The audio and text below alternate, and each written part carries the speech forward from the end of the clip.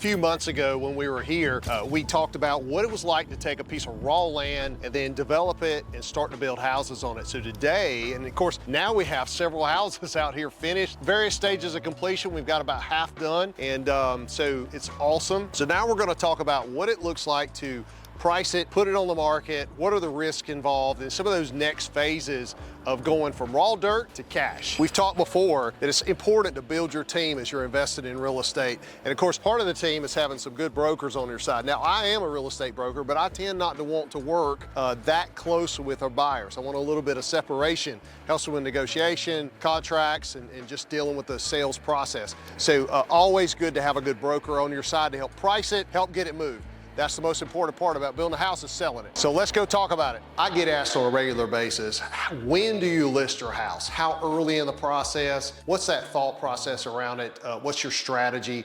And you know, for us, we build to speculation, meaning we like to build it to finish, then put it on the market and sell it. We don't do any custom to speak of. It's just easier for our subs and all just to kind of roll through the project. So for us, we like to get it all finished, cleaned, almost ready to move into. So that way, when the buyer walks in the front door, they go, oh, wow, this could be our house in the next 30 days. And so that's our part and our kind of strategy. Not everybody follows that strategy. If you're a custom home builder, you just have a piece of dirt and they come and say, build me a house, okay? So it's just a different strategy for us. Then I also get asked, how do we price it? Well, there comes in your broker, okay? In this particular project, we have 18 lots in the subdivision. So we get to kind of set the price just a little bit, but if you're an infill lot, you need to kind of follow the rest of the market real closely because there might be other houses right beside you that are selling for different prices. Here in this particular neighborhood, we can kind of establish the price with the first couple houses and then roll through it, and then hopefully the price will grow as time goes on. Doesn't always work that way. And of course, we can't be so substantially different than 2 streets down if there's another subdivision being built. But hey, if we're kind of in the same ballpark with a similar product, we can kind of look ahead and go, well, they're getting that much per square foot for their product. So when we start to build ours, we can kind of anticipate that. But we don't really price it until the last minute, right before it goes on the market. And we talk to our brokers, get their opinions, maybe to invite other brokers in and get them to walk the house and say, hey, what do your clients think about this? What do you think? How much would you sell this for? And get those valuable broker price opinions in there. So that's how we make those decisions. Here in Rowan County in North Carolina, kind of between the cities of Kannapolis and Salisbury, here in the community of China Grove, you know, we're in late 2025. And so a product like this is about 1,800 square feet, give or take, and kind of priced in that low to mid 4s. And so that pretty well follows the market. And we've been selling several in here, so we hope to be able to continue that as we cross into the new year. Everyone knows, it's been said all the time. First of all, location helps sell houses, but everyone knows that really kitchens and bathrooms tend to sell a house. And so when we're thinking about where do we want to provide some upgrades that will really bring value to the buyers, and of course value to the Hip National Bank, we really focus on the kitchens and baths. So in this particular home, you'll see we'll have the freestanding tub and dual vanities and a nice walk-in shower, those kind of nice little amenities that really speak to the buyer in this price point. We mentioned that kitchens and bathrooms really sell the home. And of course, having a real open floor plan and a really nice kitchen. Look at this island. I mean, if I had kids, I'd just line them up and throw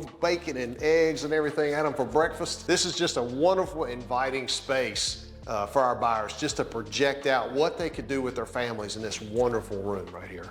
And you can't forget some of the finer details, like some soft close cabinets when you're making your selections, thinking about this level of buyer. And it doesn't cost that much more, but it really means a lot. One thing that my partners always remind me of is we cannot continue to build the same houses for the next 20 years. We have to change. And one of the things we're changing, of course, is the interior color. And I would like to use color with air quotes because the style now is to go to more whites. And so white to me is not a color, but there are about 1,000 different shades of white and tones of whites out there. So it's always good to kind of keep up with the trends because the color doesn't cost anything. The paint's what's expensive. Speaking of color, let's talk about things that affect the outside. You know, hey, look, this is beautiful, but it's bold. And sometimes bold is beautiful and sometimes bold is bad. It's hard to know. But, you know, certain colors are very regional. And, you know, down in Florida, you might see the corals and some of the brighter festive type colors. In Charleston, you see the Charleston Rainbow Row and all that. Here, kind of the more earthly tones in our area.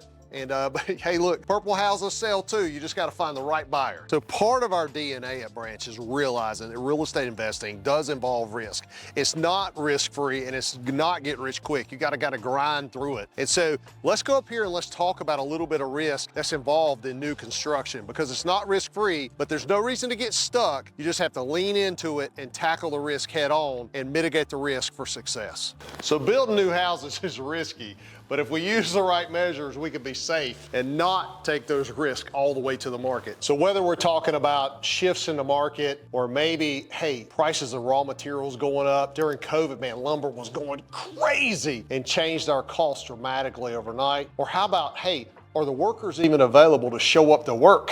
Okay, sometimes it's hard. Other builders building like crazy, and now you can't get all your subs because they have other jobs to do. There's lots of risks. And one of the primary risks is, hey, this going from raw dirt to a sellable house could take a couple of years, maybe 12 months. What's the market gonna be like 1 year from now once you buy that lot? By the time you buy it, get it build ready, and then build that house and take it to the market. And that's really your greatest risk of all. And so there's no real magic ball out there, no crystal ball that'll tell you what the market price is gonna be. So remember, we make our money on the buy. That's what we do. So we wanna make sure that we buy the lot at a great price to keep our costs down. We manage our materials, we manage our labor costs all the way through the project, and then we don't tap into a project don't even start unless we have a really good significant margin projected, because that margin is guaranteed to shrink over time. Prices might fall, material costs might rise, something will happen to shrink the market, okay? So you don't want to start out when your margins are way too thin. Don't even come to me with a single-digit margin opportunity. I'm not gonna take it. It needs to be double digits, and I'd like it to be closer to 20 plus before I even crack dirt. So at Branch, we talk all the time that you want multiple exit strategies. So before you go in, I want multiple ways of getting out. In fact, I really like to have 4 if I can get it. And so when we're talking about land development and new construction, a lot of times that could be selling it off in various phases. So of course, even before I buy the land, hey, look, I have the ability to walk away from the deal. Okay, I want to protect that as long as I can. Stretch out the closing date way out there in the future to make sure I have all my research done before I even own the land. And of course, then my first exit might be, hey, look, after I buy the land, I might find another builder to take it out. Or after I create the lots, get all the infrastructure in, everything's all subdivided, maybe I sell some of those lots back out to another builder so that I build some and they build some to kind of divide the risk. There's some challenges in there. You got to, play nice with another builder in the same subdivision. Or maybe I sit there and say, hey, this product could either be build to rent or build to sell. Multiple exit strategies in there, but never go in with just one way out. You want options. So as you can see, we have plenty of grass back behind me, plenty of room to grow. So we have room for about 9 more houses in this subdivision. So we're gonna keep you updated as we go along, and we're gonna have some more houses for sale here in the future. So come check us out, follow us, and don't yield to your fears. Be smart, mitigate your risk, lean in, and go for it.